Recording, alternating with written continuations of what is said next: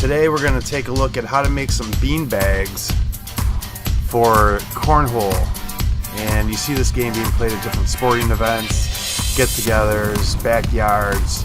It's the beanbag toss game, and we're going to make some nice sturdy bean bags. And what we're going to use is some duck cloth, nice canvasy material. You need 2 different colors of that, and 8 pounds of cracked corn. So when you buy duck cloth typically at your local fabric store, if it's one of the big chain ones, it's a nice light canvas material, and you can see I've got 2 colors here, and it usually comes in 60-inch wide bolts. So when it's folded up, it's you unfold it, it's about 60 inches. So what I'm going to do is I'm going to cut an 8-inch strip with it folded up, and we're going to work it down once we get it nice and square into our 7-inch squares.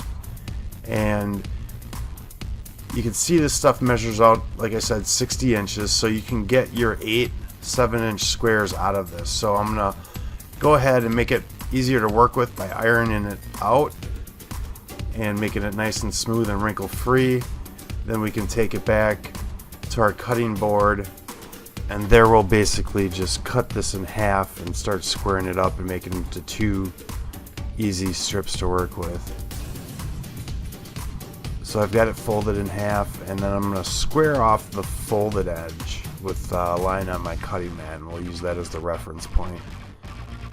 And the reason why I cut them 8 inches is because I've got enough room to square it down.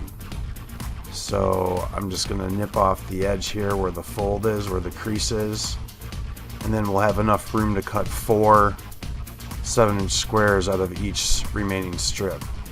A little bit easier to work with than trying to work with a 60-inch long piece. Now you can take that edge that you just cut and use it as a reference point and go ahead and trim up one of the long lengths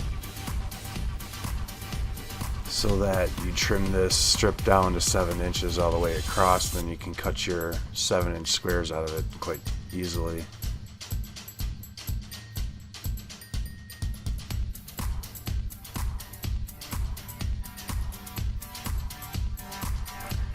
And then next I'm just going to count up my 7 inches and go off those 2 square edges that I already have, and I'll be ready to cut my 7-inch squares just as soon as I finish straightening out this last edge.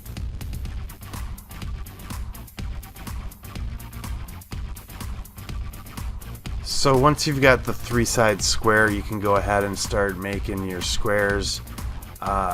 I think I squared off the selvage on this one, and you could probably just work from the first edge that you cut towards the selvage and save yourself a cut.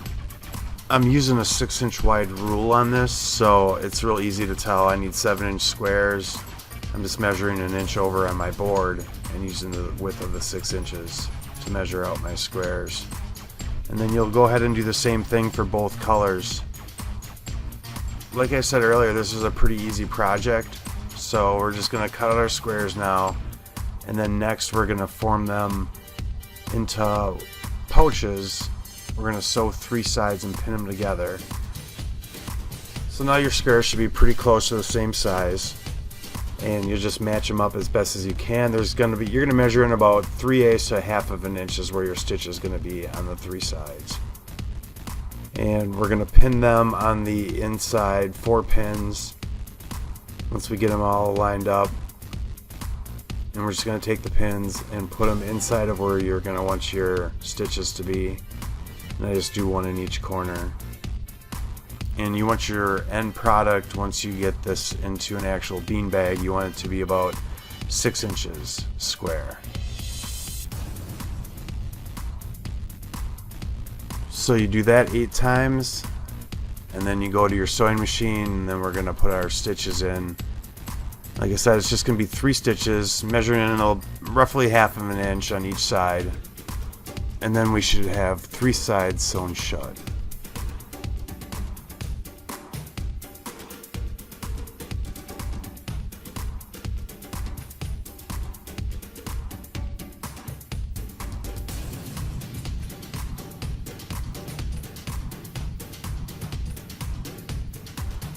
Now we've got our 3 stitches. Go ahead and remove the pins. And I'm going to trim the corners off just so they're less bulky when we turn this right side out. And for the 4th side, we're basically just going to fold the edge over and then iron it about the distance of the same place that you put the stitches on the other 3 sides. So that when we turn this right side out, it'll have that already nice and tucked inside for when we sew it. I'm not going to do a slip stitch just because this is an industrial, kind of application. There's going to be bean or corn in here. It's going to be thrown around. So I'm going to double stitch it once from each side, and I'll show you that in a little bit. But now we've got it nice and folded over, and then we'll take it and turn it right side out. And when you're turning it right side out, you want to make sure you get the corners as pointy as possible, and that's why I trimmed some of the material on the 45-degree angle on the corners. So once you've got it, you just want to match up the top here and the unsewn side, and then I'd iron it out and make it nice and easy to work with. You're going to do that 8 times, 4 for each color. And moving back to my black bags here, you can see you've got the nice crease there, so when you turn it inside out and you fill the bag with corn, it's going to stay nice and tucked in there for when you sew it. And I'm using cracked corn. I went to a local bird supply stores, animal food and bird supply, different types of seeds and whatnot. So I bought 10 pounds of cracked corn. It was like $5, and it comes out to be about 2 cups. So I think regulation's about 15 ounces. If you do 2 cups, you'll get 15 ounces. And if you don't have a scale, it's just a good way to measure it. Just try to make it at even 2 cups. And now we've got our bean bags full, and we're going to go ahead and sew them.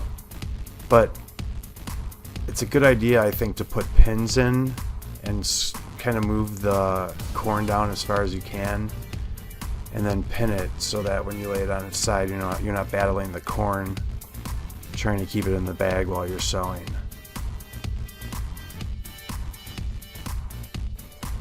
And we'll be using this pin technique throughout the whole bag because it's easier, as you can see, to keep the corn from sliding over. Now on this open end, I'm just gonna, as close as I can, about 1/8, maybe 3/16 from the edge, I'm gonna make a straight stitch, and then I'm gonna flip it over, and I'm gonna do the same thing. Now the corner, because this is a thicker material, I find it easier on this machine, the SE400, to lift the foot a little bit as you get it started, so there's less downward pressure on the corner, and then you can just stitch it right along, pick your mark up front, and then get a stitch as straight as you can, catching both sides. Fold it over as even as you can from one end to the corner. It'll feel like it's curving a little bit, and you'll just have to follow that through. And then when we get to the end of this, we'll go ahead and flip it over and do the other side. And I always like to do a little back and forth at the end and at the start a few times to get a nice lock in. So now we've got it flipped over, and we'll do the other side. I'm doing it without the pins in, and I don't think it's a good idea. I thought I'd try it, and it works better with the pins in. And this open end, we want to get 2 stitches in, so then all of our sides will have 2 stitches, and we'll have a less chance that we'll bust a seam and corn will come leaking out. So we'll just do the same thing, follow our line down, and like I said, at the ends it feels like it curves a little bit. You just kind of maneuver with it to keep it 1/8-ish off of the edge, as close as you can to that edge, and the back and forth, and then we'll just go around and do that 3 more times with the bag completely sealed now. And now we'll just keep going all the way around the bag, and we'll do an 1/8 inch on each side 3 more times on this bag, and then we'll follow the same procedure for the other 7 bags that we're making.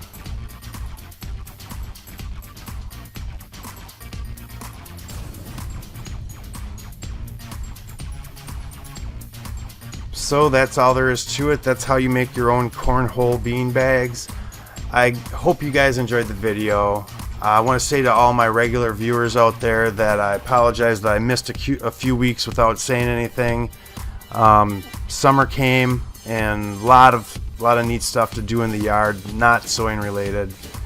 And I even toyed with the idea of posting some of my outdoor projects on this channel, but I'm trying to just keep it sewing. If you're interested in anything like that, let me know in the comments below.